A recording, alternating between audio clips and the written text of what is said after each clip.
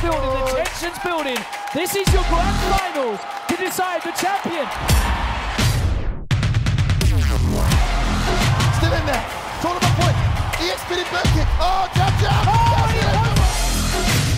The best Street Fighter V player in the world.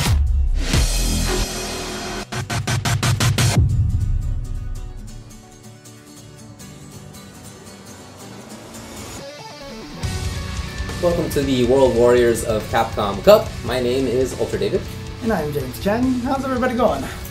Let's continue talking about the players who are going to be at Capcom Cup, which will take place Friday through Sunday, December 8th through 10th at the Anaheim Hilton and then at PlayStation Experience. Mm-hmm. You know, we talked about the upper half of the bracket before. Right. If you're seeing this and you haven't seen that other one, there's a whole other video where we've talked about the first 16 first 15 players. That's say, right. Yes. We don't know who the 16th is because that's going to be decided at the last chance qualifying. Yes. Mm-hmm. But for the lower half, we do have 16 players to talk about, and it starts off big time, right? Let's just jump into it. So the first matchup will be Kido versus Ricky Ortiz. This is a storied matchup, folks. This is veterans. These are two veterans. I mean, both of these players I still remember seeing at EVO 2002. There you go. You know, and even before that at B5, both of them were there too. There you go. They've been around forever. And Kido, plays Akuma in this game. You won EVO. You won EVO. Yes. And it wasn't even just this year that he did well. In Street Fighter V Season 1, he began Season 1 by consistently making grand finals. He lost to Infiltration a couple of times. It's like that was the only person he lost to for like 3 tournaments. Right. Yeah. Right. Ultimately, he did beat Infiltration, though. Mm-hmm. So he had a great first half of last year. Unfortunately for him, Capcom Cup last year was a disaster. Mm-hmm. He went 0-2, winless at last Capcom Cup. But this year, top 8 at every event he attended except for 4, and he attended a lot of them. Right. And of course, the big EVO win is the biggest of the year. Right, because it's funny because like a lot of the people we say, had top 8 except for 3 or 2. One of those is always EVO because the field is just so strong. Not for Kido. Right. He didn't make 4, but he won EVO. So, right, I mean, look. There's always conversation about who is maybe the most overall strongest fighting game player of all time. Right. People like to talk about that kind of thing. I mean, we have like a pretty legit answer in Kido. I think so too. I think that's hard to beat for sure. Yeah. Again, one of the best players in many different games, continuing to do it. Mm-hmm. Many of the other people we talk about when it comes to who's the best player ever, many of those guys that was last decade, to be frank. But this guy is still doing it. Yeah, still one of the strongest. And honestly, when you're trying to compare to Kido, it's really hard to measure up to him. Oh boy! Yeah, one of the best showmen of all time as well. Right? It's not just the gameplay, which is fantastic. It's the show outside of it. Yeah, this is a guy who the Murder Face nickname he gave himself. Yeah, he did. Previous to that, he was the Iceman. Previous to that, he was Dirty Tokido. Yeah. He's had several Tokido poses. You know. So this guy, I mean, he's a genius. He's literally a genius. He got to Tokyo University. And he's just such a smart and talented player, and honestly, one of my favorite fighting game players probably of all time. So. I'm totally with you, but I have a lot of respect and admiration for Ricky Ortiz as well. From the U.S., lived on both sides of both of our big coasts, although now still on the West Coast. One of the best ever in many different games as well. Made EVO Grand Finals before, a couple of different games, has won a ton of very big tournaments in a bunch of different games. Has storied history going back to playing against Kido as well, among other players. In Season 1 for Street Fighter V, had some success, but of course the biggest bit of success was getting second place at last year's Capcom Cup. Grand Finals there as well. And in fact, that's why she's in the tournament, because the champion was supposed to come back. Knuckle-Doo unfortunately cannot make it anymore, so Ricky Ortiz, by the rules stated, is going to take that spot. Right. And I mean, it's interesting. It's hard for me to talk about Ricky Ortiz in a lot of ways because I have known her forever. I've known her forever. She used to be the enemy because she was East Coast for a while. She beat our best MVC2 player, which was Alex Vi at the time, and so she was the enemy. But like just throughout the years, I've just seen so much growth and so much talent from this player. For sure. Like, it's hard for me to talk about this player without getting like super emotional and stuff like that. In fact, one of my first tournament wins ever was a team tournament with Ricky as my team partner. So wow, that's funny. My first ever tournament win, the first tournament I ever won, was over Ricky Ortiz. That's really funny. Yeah, I didn't know that. That's funny. In a different game though. Not she did take most of this year off for personal reasons. So we don't have that same success for her this year. We haven't seen it. That's not to say that she can't bring it. Last year, even she admitted that, like right before Capcom Cup, like 2 weeks before Capcom Cup, is when she really started digging in and practicing and got second place. And being a player as talented as she is, she's gotten word that she's going to be in Capcom Cup like 2 weeks beforehand. She was also entered in the last chance qualifiers, so she's been practicing this whole entire way. So I would not underestimate her in any way, shape, or form. Like I feel like she has the ability to be an upset against a lot of people. Now, first matchup to Kido. Tough one, but we'll see. Yeah, we'll see. We'll see. All right, let's talk about the next one. Who went 0-2 last year and who got to second place last year, right? There you go. Right? There you go. So the next one is going to be Gachikun versus Go Ichi, two Japanese players. Gachikun with Rashid. He was a strong player in Street Fighter 4, had one of the best Sagats, most interesting Sagats, I felt. Didn't travel that much in Season 1 for Street Fighter 5. He was playing online quite a bit, but didn't actually travel around all that much. In this year, he was invited out to Red Bull Kumite, and he got second place. Yep. Only to Nemo. Right. And after that, realized, I'm pretty good, actually. Okay. I should be traveling around. Right. And after that, even though he really only had half the season to qualify, he did, because he did so well after that point. Yeah, and it's interesting too, because Gachikun is actually one of only 2 players here who isn't sponsored at Capcom Cup. So I'm like, what's going on here? We've got to pick this guy up. But obviously, very, very strong player, and again, part of that group of Rashids. We have three main very strong Rashids in here. Yeah. So I expect to see some great stuff out of that character. It was confusing to me at first when he went from Sagat to Rashid. That seemed like a strange choice to me originally, but now that we understand Rashid more, even aside from his buffs in Season 2, we understand the character better. I see it. I think it makes a lot of sense. I love the idea for somebody to switch characters like that. I think it fits him very, very well. Just using the CVS2 Sagat strategies, right? Actually, yeah, why not? And then Go Ichi. So Go Ichi is a player who didn't play the Street Fighter series terribly much until Street Fighter 5, but had a lot of success, did very, very well in many other different games. He came into it and almost immediately became one of the best Street Fighter 5 players. Yeah, I was using Chun-Li and was dominating a lot. Yeah. And then as soon as Season 2 started, Chun-Li got a little weaker, and so all of a sudden Go Ichi went to Ibuki, and everyone's like, okay, they're using the strong characters. But then Manat came out. Yeah. And I don't know what happened, but there was something about Manat and Go Ichi. Go Ichi just saw this character and everything clicked. Yeah. And my God, like right now, watching his Manat is just like one of my favorite things. Yeah, definitely.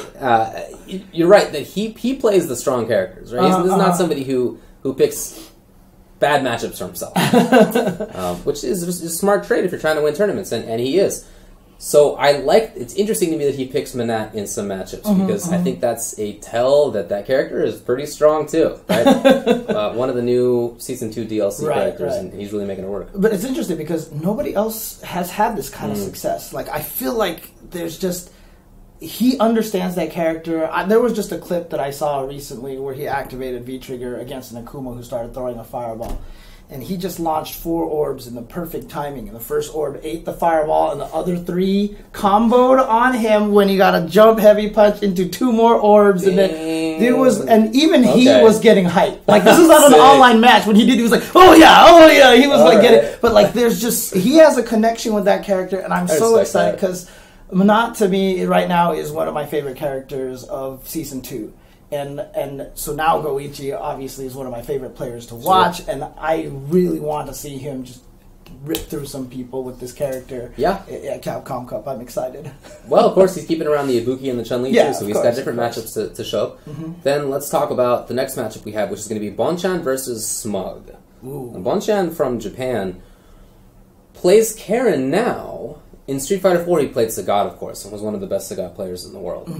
In Season 1, for Street Fighter 5, he did well. Lots of top 5s, lots of top 3s. It was with Nash. In Street Fighter 5 Season 2, he started with Nash. He stuck with Nash. Yeah, he did. He was known as the last Nash for a while because not only was he sticking with him, but he was doing really well. Yes. And last year, there was one sequence where Vaughn Shawn was like invincible for like 4 weeks. Like he won a bunch of stuff in a row. And then this year, he won 2 majors in a row with Nash.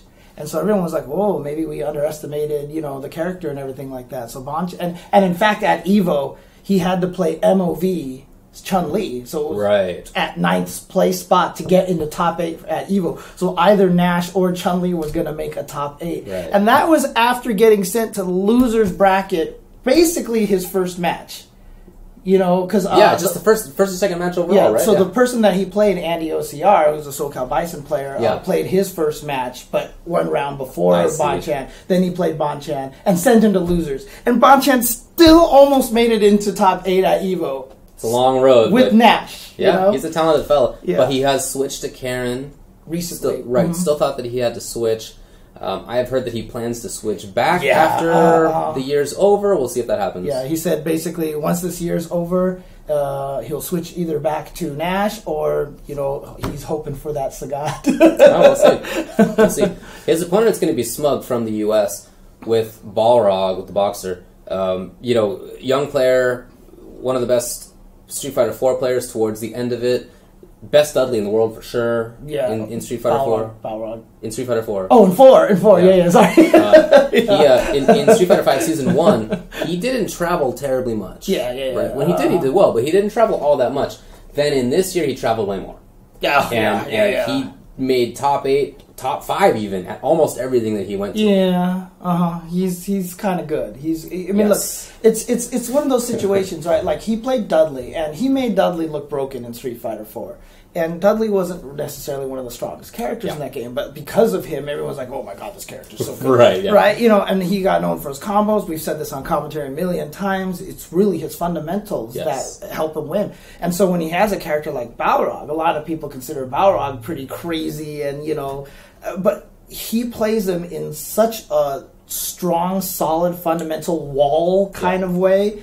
And to combine that with the damage output that Balrog can't see, now I'm doing it, that Balrog can actually have, that's what makes it even more dangerous. That's how he's going to defeat you with the greatest of ease. Yeah, well, he's going to defeat you outside of the match, too, if you can't handle that personality.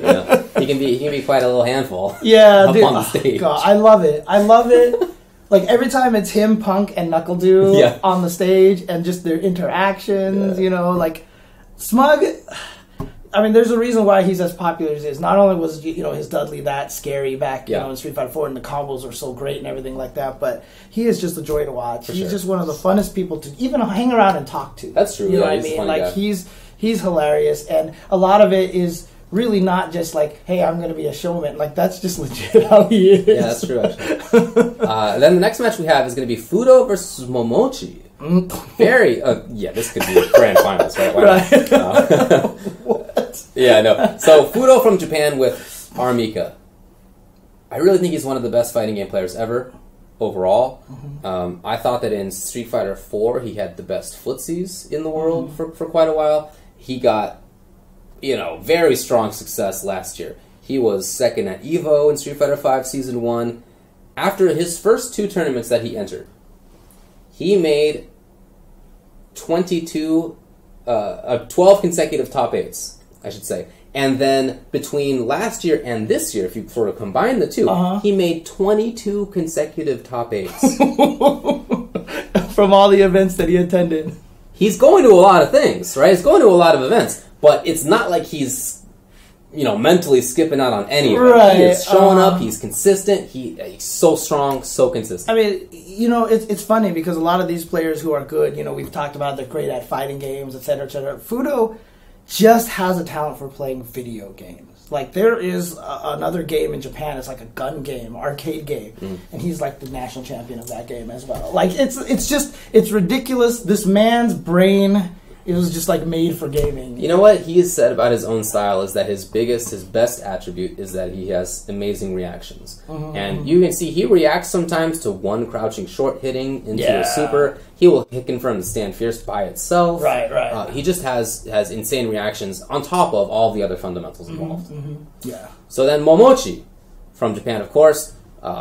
Maining Ken. We'll see if anything else happens there, but probably expecting Ken. You know, again, one of the best players of all time in multiple different Street Fighters. He won EVO. He won Capcom Cup. He won Capcom Cup and then EVO, like immediately within the 6-month span. So in Street Fighter 4, lots of strong placings in Street Fighter 5 Season 1 as well. For a while, I remember we thought he might be the best player. Oh yeah, there was a little period of time in there where he seemed like he was the strongest. In Street Fighter 5 Season 2 in 2017, he has still had some good showings. But I wouldn't say that we have thought he's the best player. Yeah, I mean, to be honest with you, I feel like he's been to a lot of events, but he's definitely has a lot of focus in other areas right now. One thing that he's been trying to do a lot in Japan, for example, is Japan. The concept of esports not as prominent in Japan, so he's been doing a lot to promote that through his shinobiism school. Right. In fact, it's still thought of in Japan that, as a kid, to play video games, you're wasting your time. This is not going to amount to anything. And he started the shinobiism school with his partner Chocoblanca, and they're teaching a bunch of young kids. In fact, in 2016, they brought a bunch of those players over to EVO to play. Yeah. He's still training them, and he's trying to show that there is this path of esports, that getting good at video games is a true talent and can actually amount to something. You know. And keep in mind, they organize events as well, which is a very time-intensive thing to be doing. Yeah, so Japan Cup, which took place last year, which was one of the only premieres in Japan. Yeah. He organized it, so he couldn't enter it. Right. That's one of the reasons why he has fewer points. Yeah, you're talking about this year. Yeah, this year. Yeah, this year. So he couldn't even enter the premiere in Japan, where he could have easily gotten like 100, 200 points. Sure. For himself, because organizers aren't allowed to play in that. So Indeed. Well, let's move on and talk about the next matchup, which is going to be Yuka versus Didimokov. Yuka with Ibuki now, from Japan, of course. Yes. He was a good Street Fighter 4 player, had a good Viper. He broke out, though, in SF5 Season 1 with 3rd place at EVO using Nash. Extremely strong Nash player. He then did well the rest of the year. In Season 2, he won 2 majors in a row pretty recently. Yes. Doing super well with Ibuki. Like it's SCR, and there was another major over there. And honestly, since NuckleDu dropped out, he is 3rd seed now. And a lot of people, again, I don't know what it is. Like, there's just some players that kind of go under the radar sometimes like that, and I feel like Yukadan's one of them. Yeah, I feel like he has so much potential to win this. Like, I think he's really, really scary right now, and especially with the way that he's been playing Ibuki. He's been even busting out new tricks that people haven't seen before, where he's like using the bomb and uppercutting over it, and all this crazy stuff. So who knows how many more nasty tricks that he has up his sleeve at this point in time. Yeah, we'll see. His opponent is going to be somebody that we don't get to see very often. Okay. It's going to be Didimokov from Brazil. Dalsum's the character that he qualified with. He has been playing for a long time. Not a new guy, but it's tougher for him to travel internationally. Yeah, of course.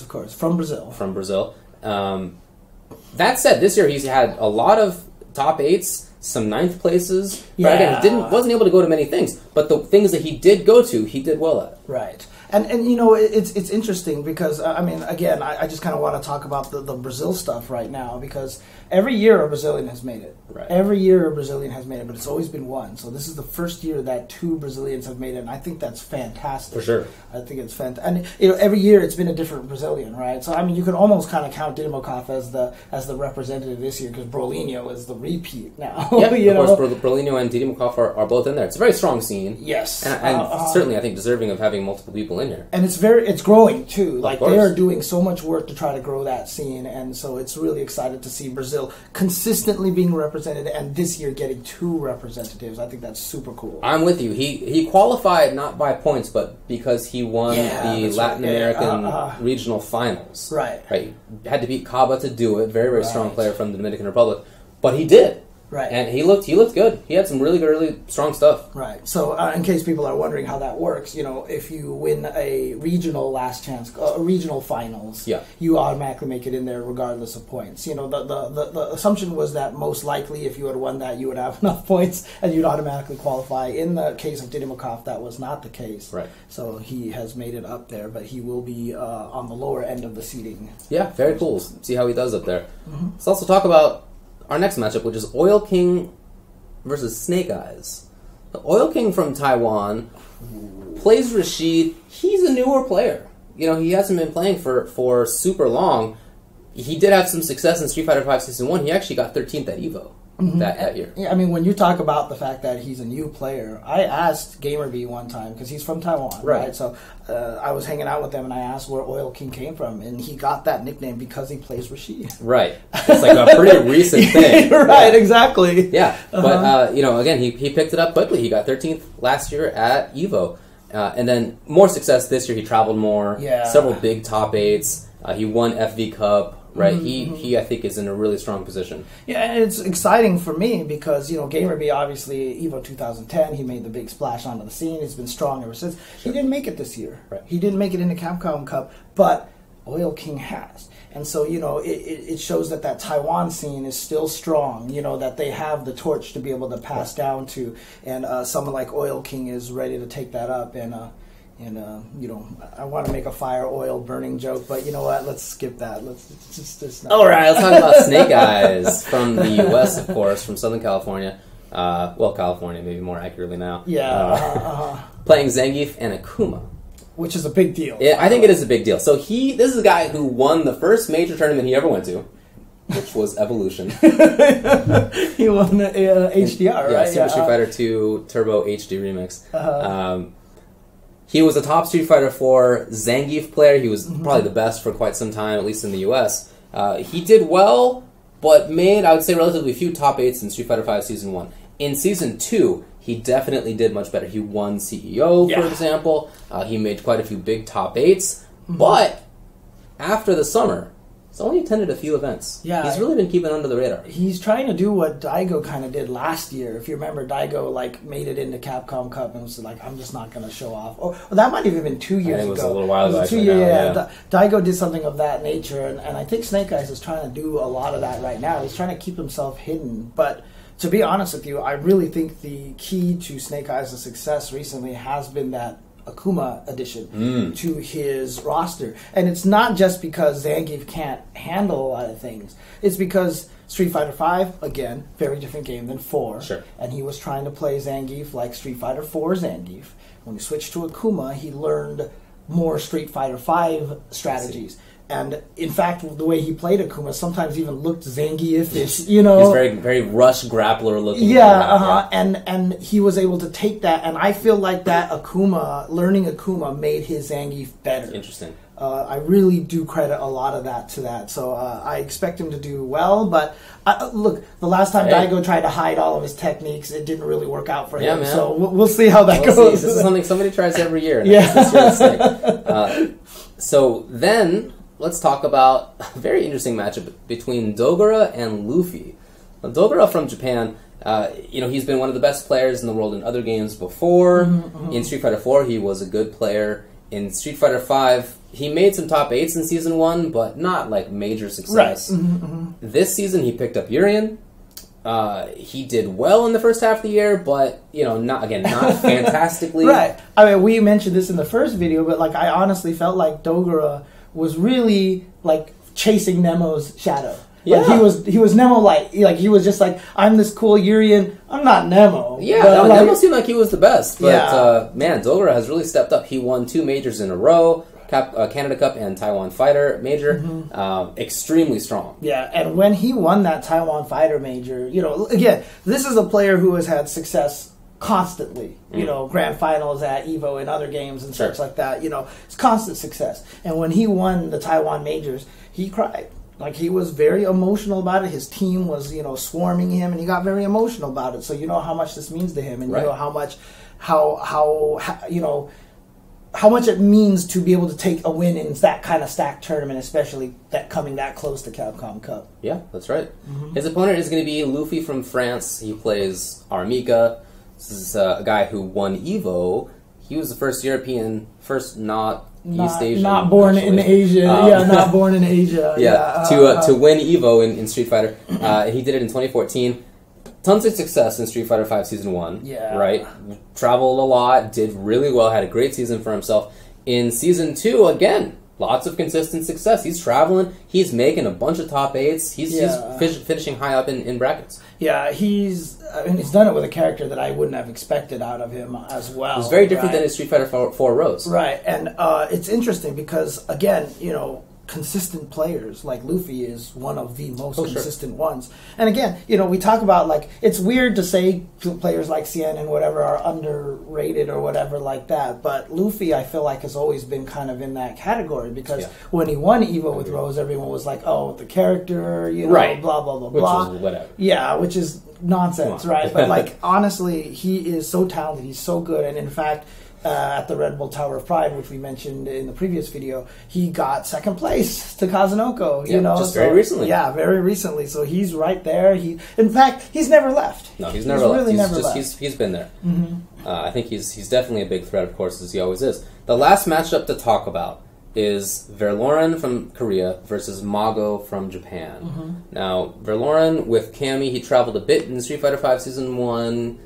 Some success, not a ton. In Season 2, he got at least 9th place, many of them top 8s, but at least 9th place at everything he went to this year, with the exception of 2 events. He got 9th at EVO.